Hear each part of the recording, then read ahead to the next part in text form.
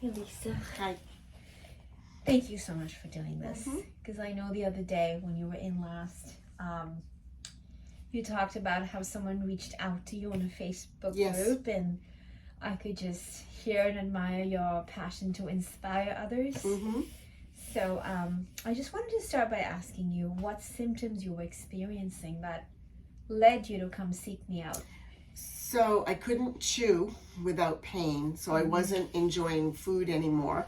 And I'm Italian, so of course food is everything in our culture. I could not enjoy food anymore. I couldn't yawn without my jaw going out of whack or whatever you call it. And even speaking was difficult. And finally, I did get fitted for a night guard. That wasn't working.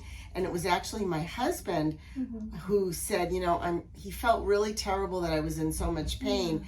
And he found you on the internet. He said, she's in the next town over, make an appointment. And I did the very next day, actually. Good for you. And for him to be looking out for you in a way, because I He's feel like that. sometimes when you're in pain, you can't always think for yourself. Right. So nice to have him Right. support you.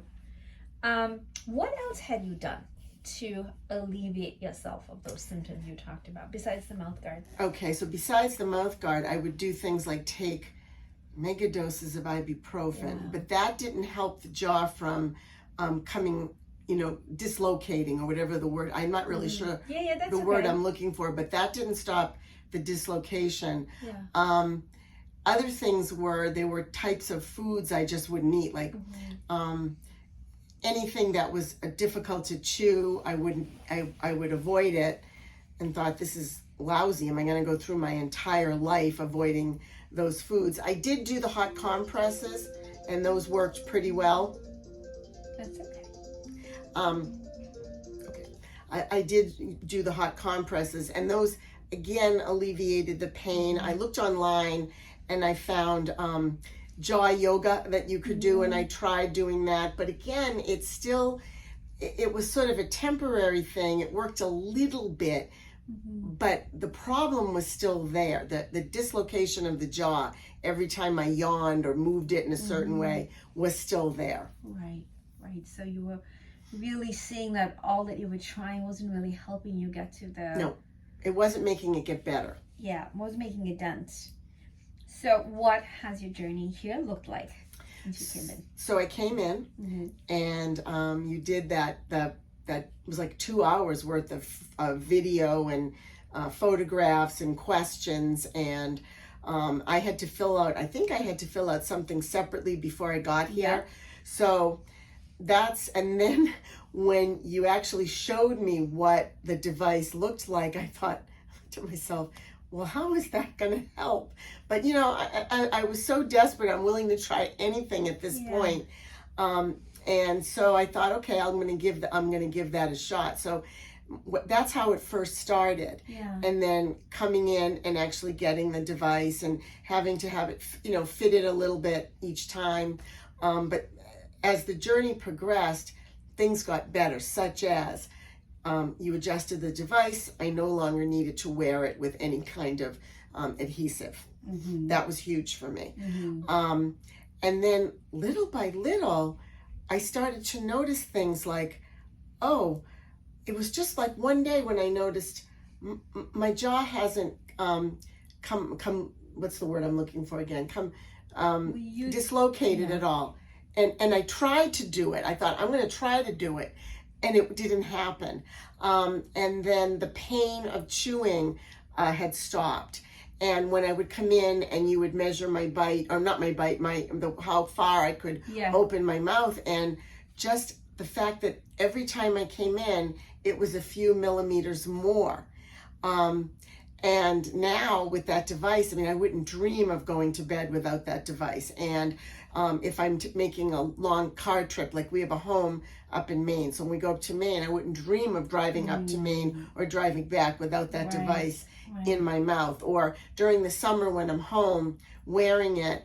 In fact, I remember one day this summer I was cleaning up my kitchen or something, and I thought, oh gee, I don't have my device in, and I ran up and got it and put it in just so I could wear it during the day while I was at home. So wonderful. Yeah. Because I remember when I first met you, you were also, it's still in the middle of the pandemic, being a middle school teacher with all of the school stuff happening. And you just have this air of like, oh, this world is too much. Right. And then I too saw those shifts in your energy, actually. You know, of course, we had the summer break as well for you, but I just say, oh, she's got a more spring in her step. Yes. Oh, she looks happier. Like, and the visits are shorter. Like, she's not here a lot of time. Well, because I think that has a lot to do with pain. I think it's funny. I never really thought about it very much, but until you're actually there and you're in constant, and it was constant pain, you don't realize it until you're there how much it does detract from your personality. And then coupled with a pandemic where we're wearing masks and I have to make sure the kids are 6 feet apart at school, and I'm spraying alcohol everywhere and making sure everyone hand sanitizes. It was a lot. Yeah, it was a lot.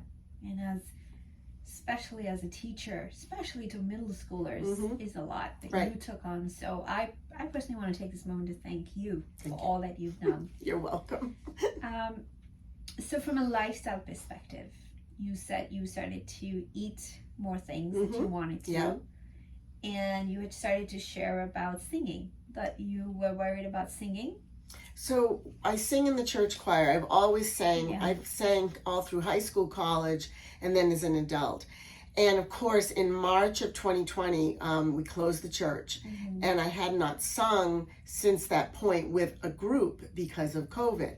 So when the pain started and the jaw problem started, my first thought was, I won't be able to sing anymore because I won't be able to open up my mouth as far, or if I do, there's going to be pain, or it's going to dislocate or something. And now we're we just hired a new musician for our church who may take on the choir. And we just had a meeting the other night and I attended, and I thought, oh yeah, I can go back now. I can sing. That'll be fine. Isn't that beautiful? Yeah. Beautiful story. So what would you want others to know and learn from your experience? I think you have to do this. I think you can't stay in constant pain. I think it's an expensive journey, but in my mind, it's worth every penny, because in the end, you will see the end, you'll see the light at the end, and you will feel 100% better. And one of the things I said to you early on is I have longevity in my family. And when I thought about how old I was when this first started, I thought, my grandmother lived to be 100. Am I willing? I could live another 40 years. I'd love to, and live like she did. She was healthy, died in her sleep, which, perfect in my mind. And I thought, I don't want to live another 40 years in this kind of pain. And the other thing I thought was, this is only going to get worse. It's never going to get better unless I do something about it. Well, I think you were brilliant in making those choices for yourself. And I also think, when you shared with me what you do for the kids with technology and stuff, I could see that you, even though you may have thought the device, how is it going to help? There's a part of you that was kind of understanding because you do technology. I do, right. Yeah. And so I just think that what I've seen you, and I've seen you less and less because you're better and better, which is great.